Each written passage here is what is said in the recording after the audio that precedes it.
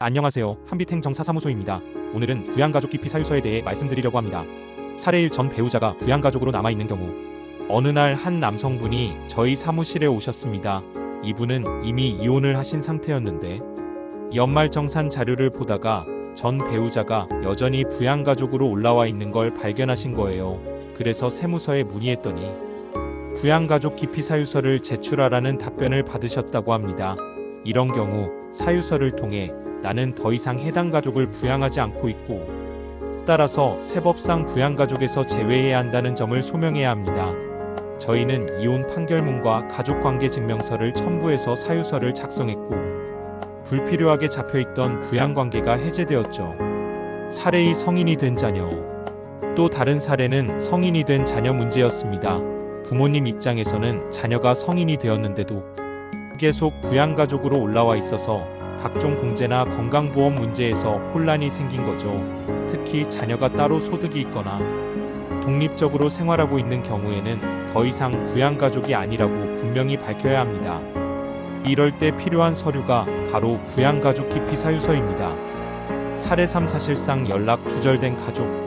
또 어떤 분은 형제자매가 본인 이름으로 부양가족이 잡혀 있었는데 실제로는 연락도 끊긴 상태였습니다. 그런데 이런 경우에도 세무상 불이익이나 지원금 산정에서 문제가 생기기 때문에 반드시 사실관계를 정리해야 합니다. 실제로 함께 살지 않고 있고 경제적으로 부양하지 않는다는 내용을 사유서로 명확히 적고 주민등록등본이나 각종 생활기록 자료를 증빙으로 첨부해야 합니다.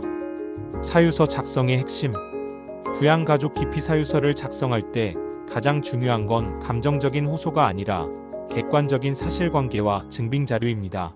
언제부터 부양관계가 종료되었는지, 왜 더 이상 부양하지 않는지, 그리고 이를 증명할 수 있는 서류가 무엇인지 명확하게 적어야 합니다.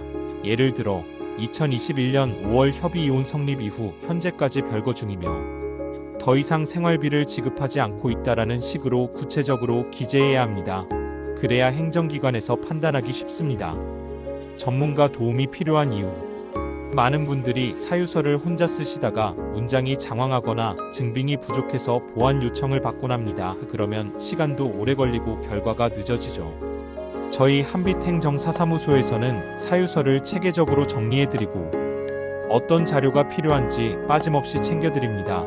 접수 이후에도 보완 요구가 들어올 수 있는데 그런 부분까지 대비할 수 있도록 함께 도와드리고 있습니다. 결국 부양가족 기피 사유서는 단순히 서류 한 장이 아니라 내 세금, 건강보험, 각종 지원금과 직접적으로 연결되는 중요한 문서입니다.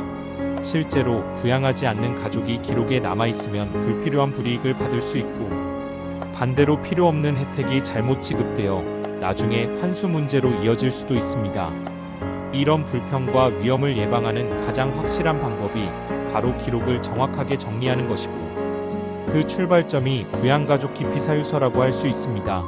오늘 영상에서는 몇 가지 사례를 통해 부양가족 기피 사유서가 왜 필요한지, 어떻게 작성해야 하는지 말씀드렸습니다. 혹시 지금 부양가족 문제로 불편을 겪고 계시다면 혼자 고민하지 마시고 전문가와 상담해 보시길 권해드립니다. 저희 한빛행정사사무소가 든든한 해결책이 되어드리겠습니다. 오늘 영상 끝까지 들어주셔서 감사합니다. 도움이 되셨다면 구독과 좋아요 부탁드립니다.